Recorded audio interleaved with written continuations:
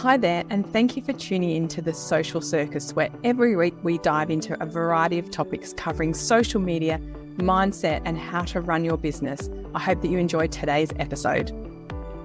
Hello, my lovely listeners, and welcome to another episode of The Social Circus. Now, today I am speaking to the owner of a wonderful sustainable food wraps company, 4MyEarth. Now, Julia has been running this business for quite some time, and she brings so much energy and enthusiasm and passion to what I think for most of us is a really easy way for us to live in a more sustainable way. And I'm really looking forward to our conversation today because we're going to talk a little bit about sustainability, but we're also going to talk about entrepreneurship and all of the other things that go with it. So welcome, Julia. Thank you very much. What a wonderful welcome. I'm really looking forward to our conversation today. For all of my listeners, I've actually worked with Julia. She's one of the OGs in my mastermind. She has been in it for the last 2 years. This is her third year in here. So I love watching her business go from strength to strength. And I love watching Julia thrive and embrace new things. And I think we're going to have a juicy conversation today. But as always, I love to start with my guests and asking them, how did you become the owner of 4MyEarth? And what has that journey into entrepreneurship been like for you? Well, I got into being self-employed by accident, really. I was always in insurance, whether it was corporate or high street, and came over to Australia and carried on my insurance career. And my parents actually emigrated from the UK and decided to go to a small country town near us called Busselton. And so we were spending all our time down there, and I decided to try and do a transfer to this small place. And I thought it was going to go ahead, and it didn't. So I ended up having to leave my corporate job and move down to this country town to be near my parents. And I found out I was pregnant with placenta previa. So couldn't do much, and didn't the doctors didn't want me to go far from home. So I had a nice year off, Lovely. nothing other than bonding again with my parents, which was fantastic. And then realized that there weren't that many jobs in the small town that I'd moved to. So I started my own business, which was called the Kids Depot, and I sold toys online in 2007. Wow. And gosh, I also want to dive into that, but let's keep going forward because that means that you have been in this online space and particularly in e-commerce way ahead of the curve because that is like almost 20 years ago now. Let's be honest, it's 2025. So you must have seen a lot of changes in that time, but let's come back to that. Let's hear the rest of your journey because that's not where it ended. Oh, I know. So so we were one of the first like handful of online stores, especially for kids products. And that was amazing because we did really, really well. And it was also good because my kids could test out everything that we wanted to sell. And I guess, all the things quite cheap. But yeah, so basically we did really, really well. We were featured in magazines and it was thriving, and it got me out of the house and gave me an interest. Yeah, then I think everybody that was working at home or home with young kids thought I can do this too. And the market was just suddenly flooded. And a lot of people sort of discounting all the time because they were trying to build their businesses. So I thought, right, what else can I do? And I've always been a service provider. I've always loved sales. I saw so many great products that were launching from the eastern states that weren't available in the toy shops in Perth especially. So I thought, right, I'll contact them and see if they need to have a rep over in Perth. And they were really happy. So they sent me a sample of everything, and I packed up my suitcase and left Mike with the kids and went up to Perth once a month and went round the shops getting orders. And so I became an agent as well as running my website. Wow. One of the businesses that I became a rep for was 4MyEarth. And to be honest, I thought that I was quite a good recycler and things, but I hadn't sort of delved into that product manufacturing side. And I got quite friendly with the owner. She was from Queensland. And then one day she said she wanted to close it. And so I said, "Oh, I love it. Let me buy it." So yeah, I bought it, and that was in 2016. And since then, that's my main focus. Oh, amazing. What a cool story. Like I know everyone has a different story, but I love that it kind of fell into your lap. And I love that you were so early in that e-commerce space and you've probably seen so much change and grow. But tell us a little bit about what 4MyEarth does, because obviously there are people listening who haven't seen your brand and don't know all the amazing things you do. Yeah, sadly, I'm sure it'll get around. Yeah, so we make cloth products in India ethically with a family business that has been used since the business started in 2007. And so our products replace single-use plastic. So whether it's covering bowls and um, cut pumpkins and things, instead of using Glad wrap or plastic bags, then we can use our cloth products that are machine washable. And we're very proud that our products last between 5 and 10 years. So although it's an investment for people to start with for one of our bags or wraps or food covers, you will save money over time. Yeah, so it's just getting the message out there for people, especially in these economic times, to make the investment in their own sustainability journey. Um, doing the outlay now, but they will save money over time. I know, and I have to say, I have so many of your like the covers in my. I actually have a whole drawer now. So instead of having a drawer that used to have all the wraps in it, I have a drawer now that has all your covers in it. And I've been kind of building up my collection over time. And I think what I really like the most is every time I do it, I think.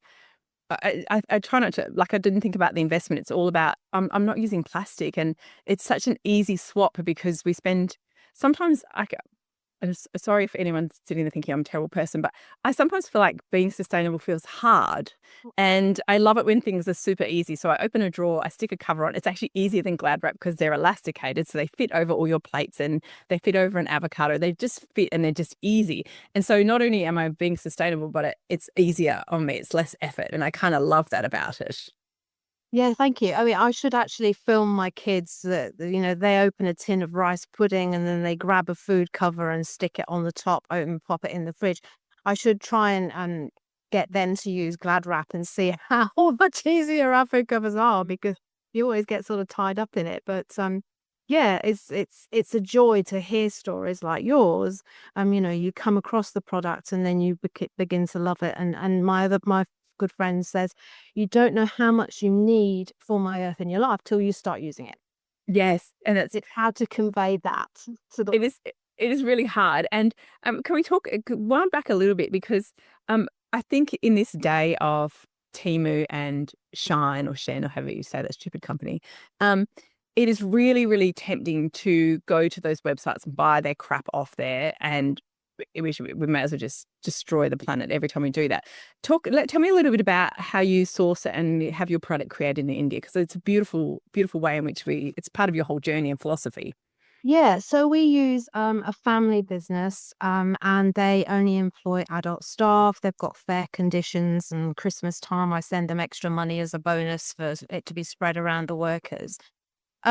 So we've got quite a good relationship in the fact that they'll always do small batch for me, and I think that's the big difference. I have dealt with China. We do make our silicone pouches in China because they're the masters of, you know, making few thousand in one color, and that's fair enough. But when you're trying to make, like we do custom printing for bakeries and things, and a small bakery can't afford to sort of outlay for a lot, so we do a minimum order of 50 bread bags for our bakeries in custom printing, and our factory will work with us on that really well. So yeah, it's just a mutual respect thing. We pay them well and on time, and in return, they work with us on smaller orders and try and really get our things out promptly and well. So yeah. And they are beautiful quality. Some of my stuff has definitely faded because they get heavy rotation, but there's showing no other signs of wear other than the color fading, which I can totally live with. We But do use eco dyes as well. That's the thing, is you've got to sort of have a compromise, haven't you? I'm good with that. I'm totally fine with it because, again, it's about making my life easier and about me allowing to approach sustainability in a way that isn't super lots of effort, which I always feel like, oh, when you read things, they're like, you've got to do this. I'm like, I can't do that. That is way too hard. Whereas this is a very easy and achievable way of it. And I guess for many of us, when we look at I know when I've sourced things that I've wanted to be branded in my business, it's really hard. And I love that you've made that effort to create a relationship with a family business in India, and you've created that relationship where they will support you because you support them. And I sometimes think in our business that feels like it's almost impossible for us to do that, because it's like, well, people won't pay that, but you're kind of living proof that they will. Yeah, that's right. And I guess it's been a big turnaround for me for being like, a corporate insurance person for 20 years, going strictly by the book and not being a person, just being an ambassador of a product that can't be changed. To now, sort of working, like you say, with a supplier and gaining that mutual respect, but also putting across our product to the world in a human way. So I've had a complete turnaround on how I approach sales, and it has been fun. It's been a long journey. I feel like I've found my groove.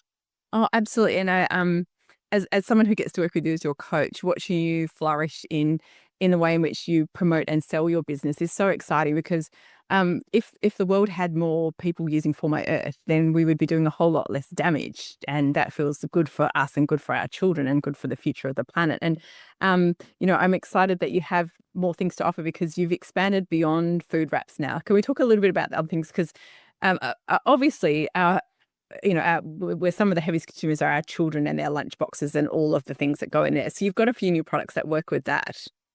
Yeah, so we got some silicone pouches, which we don't sort of freeze yogurt or take yogurt to school, but we drink a lot of smoothies, and we have Thermomix, and my son, he invariably makes too much. So we're always trying to find out what to do with the leftover smoothie.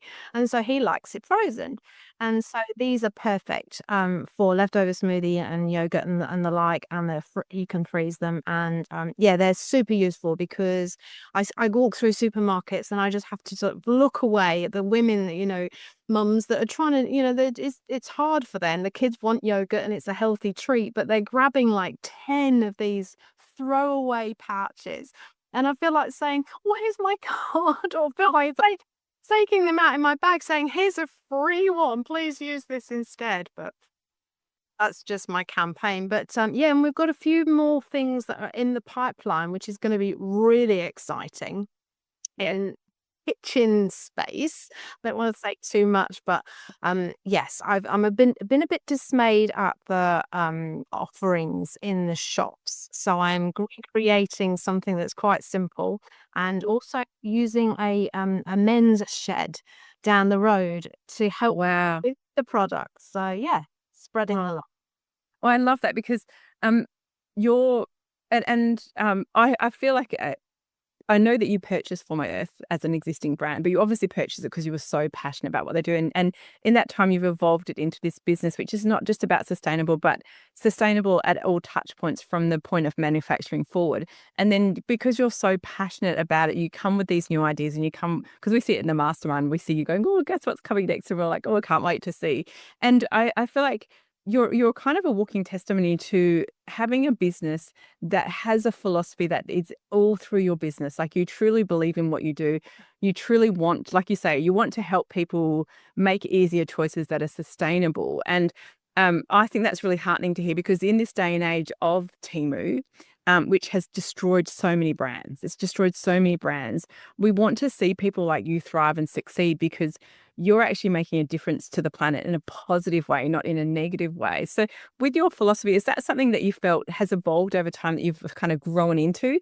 Or is it something you've kind of felt passionately about before, that you kind of like, oh, this could be good, but because I feel like you own it now? Yeah, well, I don't go into anything unless I'm completely all in, and some. And yeah, and so basically when I took over For My Earth, we only had a few products and things, and so that's been a joy to, bring in all sorts of prints and different products. And we've 5x'd the turnover with the help of a distributor who we were approached with. But yeah, I suppose that's like another thing, it's easy to get overwhelmed at somebody wanting to sell your product and send it nationwide. But if it's at your own detriment, then you have to reevaluate it. And I was quite proud of the fact that I actually walked away from the distributor because they were trying to make the RRPs way too high so that they were actually earning a double but what I was on each product. And yes, they were getting it out there. And for a couple of years, I saw it as free advertising. But I wanted it still to be affordable to everybody. And so I took the decision to take it back. And we've shrunk in revenue, but I've got full control now and I can determine who's selling it, at what price, and still make it affordable to everybody. And that's so brave. When we're running a business, we're all about growth generally. And what you've said is actually that's not the only driver. That's not what's important to me. And I love that coming back to it's at the heart of what you do and your philosophy. And it's so exciting to see that because it is very hard to focus on that and not just focus on money and revenue and profit. Can we talk a little bit about, because I've loved watching you grow into this space, and I'm hoping some of my listeners are going to prick their ears up because you do offer fundraising with schools. And we know that a lot of that stuff that we get offered, having been in that space for 14 years with my kids, you get these fundraisers treating like really cookie dough, really chocolates, and it's all this kind of stuff that it's just dreadful and it doesn't add any value. So let's talk about the fact that you now offer fundraising. What does that look like? Yeah, well, it's very exciting. So basically we have a form and we send out, and then the school or club can email that form out. So there's no printing required, no, bright coloured cookie dough leaflet that gets thrown in the bin. I've been there. So it can get emailed out, and the school or the club organise the orders and the payment, and they get to keep 30% of the total order value. So, $3,000 order with, a few parents, they get $1,000 to spend on what they want. And, schools and clubs can always spend money on things in wanting. Yeah. And we can do custom printing. So we've done that with school emblems and things. And that's been exciting to work with the schools. Yes. There's a minimum of 100 pieces, which is only sort of like 50 wraps and 50 snack bags. So it's not a crazy amount to get a custom printed emblem, and hopefully some of these nice schools will want to go ahead and do that. But so it's a growing thing, and it's lovely to know that kids are using it, the schools are raising money, and also the waste disposable costs from these organizations will go down because the bins will be less full of chip packets. I know, and I do love that schools, and I know at my boys' school there's such a heavy focus on sustainability, and I love that they're teaching that. And our school had a zero waste lunchbox policy, which was a lot of pressure as a parent, can I tell you? But it made you a very conscious shopper, and it made you very aware of what you're buying. And it did make it hard. I felt like I was always using Tupperware, which is incredibly expensive if you have boys that are a little bit dippy and lose things. And so, with schools having a focus on zero waste lunch boxes, which is great, it's really, really hard if you have to be buying a lot of, because Tupperware is still plastic, it's more plastic, whereas yours are complete alternatives. And so we talked about food covers, but can you talk a little bit about lunchbox solutions? Just because I want to give you a shameless plug, because I want we want everyone to have your things in their home. Oh, thank you. Yeah. So basically, we have a pocket, which is also we call it a snack bag now. So that's for morning tea. So it's a cloth, Velcro closed little pocket. So that can hold grapes and biscuits and things like that for morning tea.